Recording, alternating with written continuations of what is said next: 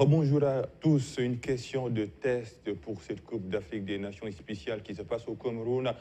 Grand match test hier, test positif pour le quotidien Besbi le jour, test positif en attendant le derby. Kawa Diawara engage la bataille psychologique. Kawa Diawara, c'est le coach de l'équipe nationale guinéenne. Sénégal-Guinée, rendez-vous le vendredi à 13h. Le Mali isolé, sanction de la CEDEAO et local attaque au couteau à Dagana, le duel de Guédiawaye. Après Besbi le jour, on enchaîne avec l'observateur jusqu'au bout de l'ennui. Henri Camara, on ne peut pas passer notre temps à pleurnicher sur les absences.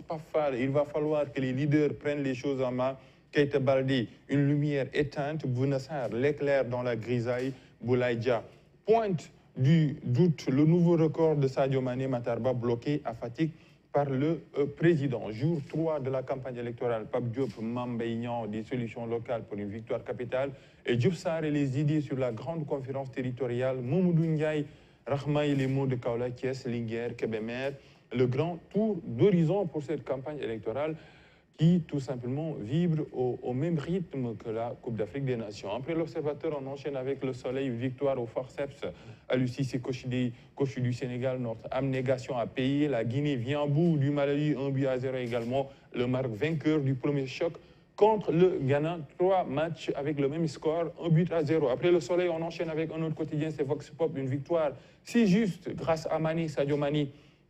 Sur le pénalty à Lucie Sécoché des Lions, malgré nos absences, on a pu empocher les 3 points. Maître Augustin Senghor, nous devons très vite assurer la qualification et Sadio Mané ont mérité de gagner ce match. Un autre match qui se passe au Mali entre ce pays, le Mali et la CEDEAO. Le Mali condamne des mesures inhumaines, illégales et illégitimes, frontières fermées, ambassadeur rappelé.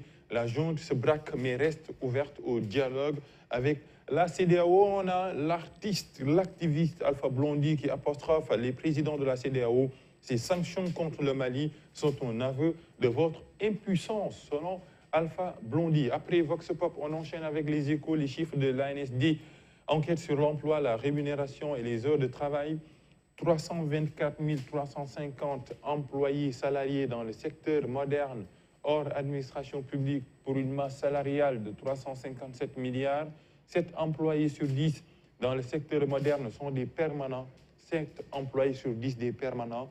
Et 74% des salariés permanents sont des hommes. Les femmes, 45,7% dans l'enseignement, les chiffres de l'ANSD. L'autre chiffre, c'est un score, un petit score, 1-0. Sadio Mané, un véritable patron, délivre le Sénégal. Il devient du coup homme du match et surclasse Henri Camara dans le classement des buteurs. Diomansi Camara. On va souligner la très belle performance de Sadio Mané qui a pris ses responsabilités. Alassane Dour, on est satisfait des 3 points pris, mais sur le contenu, ça reste encore laborieux. Et El Hadji Diouf, l'essentiel, c'était de remporter les 3 points selon le 12 ballon d'or. Après les échos, le quotidien, Adama Faye expulse la DESCOS, occupation illégale de terrain.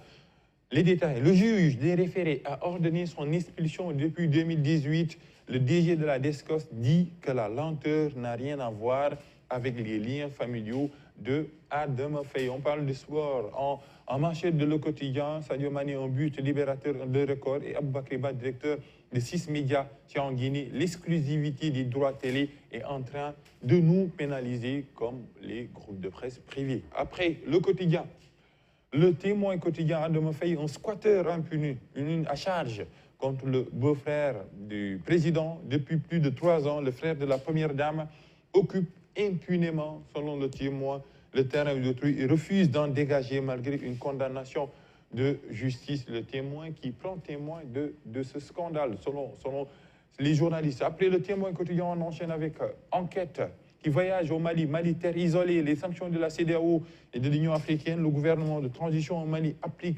appliquer la réciprocité au pays de la CEDEAO en fermant son frontière aux États de l'Union. La société civile sénégalaise divisée sur la question. Longo Sambasila, économiste, comme destination à l'exportation. Le Mali tout seul est plus important pour le Sénégal que tous les pays de l'Union européenne réunis, selon l'économiste. La bataille des programmes entre candidats et rejet loi homosexualité.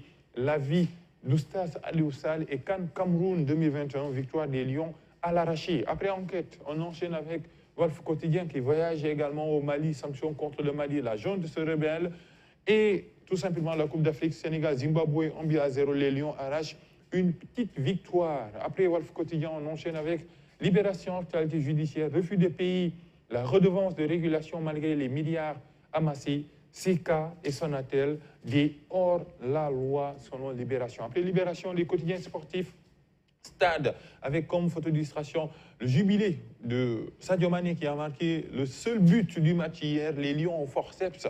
Au bout de l'ennui, Séni émerge, Baldé se noie, entrée décisive de Pape Gueye, Gana Gueye. Si on avait mis toutes nos occasions, Sadio Mané, il faisait un mental de fer. Et l'autre adversaire du Sénégal, c'est la Guinée qui bat le Mali 1-0 et attend le Sénégal, Kaba Diawara. Le Sénégal a été avantagé par l'arbitrage selon le coach de l'équipe nationale guinéenne. Après le football, on passe à la lutte. Prochain adversaire de Balla Gaye 2, son staff a fait son choix entre tout simplement Gris Bordeaux ou Boignan. Gris le 31 juillet, Boignan en 2023. Et Modlo lui envoie des missiles sol-sol. Ama Baldé apporte la réplique ce mardi et défaite face au premier challenger. Modlo fera-t-il mieux que me finir avec le dessin de Dia sur le rectangle vert, mais on parle un peu de la CEDEAO avec Assimi Goïta qui veut un peu son 5 ans. Tout simplement, il garde les buts. Le mur, il est féminin. L'arbitrage siffle. Un coup franc contre Goïta à Malin 1,5. Et l'arbitrage, c'est la CEDEAO, Nana Akufo-Addo, Goodluck Jonathan, Macky Sall, mais également Assane Dramane Ouattara en maillot jaune. Et le reporter journaliste, c'est Babacar Justin Ndiaye. Feuille de match, Assimi, Kamisa, Madiba, sanction, Radio Cannes, Coupe d'Afrique, damnation, Coupe d'Afrique, damnation. Au moins, lui, il reporte les matchs, mais pas les groupes de presse privés interdits de reporter les matchs en direct par la RTS Aïssata. Et Papa Lemsa, par rapport à ces lourdes sanctions de la CEDEAO au Mali, le colonel Assimi Goïta réagit. Oui.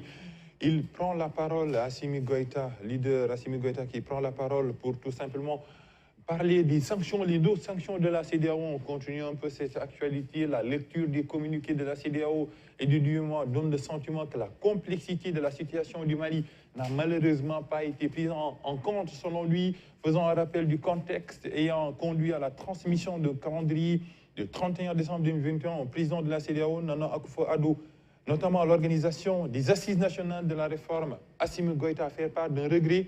Il parle, nous avons espéré qu'avant la conférence extraordinaire de la CEDEAO, un examen minutieux serait fait du chronogramme soumis à une période serait donnée pour discuter sur notre proposition avant de se prononcer. Il a parlé hier à la télévision nationale. On continue un peu avec cette actualité liée au Mali. Trouver un consensus, oui, il est un apport du dialogue. Assimi Goïta qui veut un dialogue entre le Mali et la CEDEAO. Il reste ouvert au dialogue avec la CEDEAO pour trouver un consensus entre les intérêts supérieurs du peuple malien et le respect des principes fondamentaux de l'organisation. C'est l'hécatombe. 200 personnes, 200 villageois ont été tués par des hommes armés dans la localité de Zamfara. Exactement, c'est une hécatombe Nigeria. Au moins 200 villageois tués par des bandits à Zamfara. Actualité donnée par Africa News. On continue cette actualité. Nouveaux épisodes de terreur dans le nord-ouest du Nigeria où des groupes armés ont tué au moins 200 personnes. Des centaines d'habitants ont fui des villages du nord-ouest du Nigeria dans l'état de Zamfara après que les hommes armés ont tué au moins 200. Les éleveurs et les agriculteurs du pays, le pays peuplé d'Afrique, s'affrontent depuis des années pour l'accès aux terres dans le nord-ouest. On continue un peu cette actualité tragique liée au Nigeria. Une réponse aux attaques de l'armée, c'est une interrogation.